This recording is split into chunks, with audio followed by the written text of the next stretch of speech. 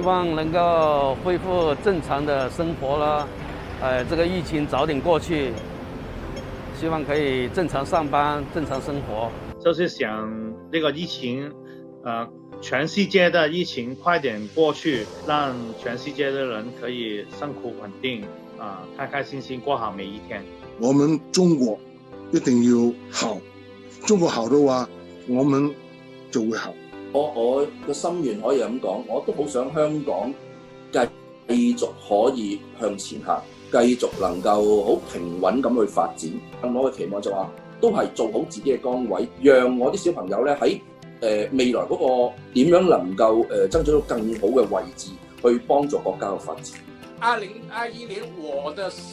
希望香港之為比較穩定，只有穩定，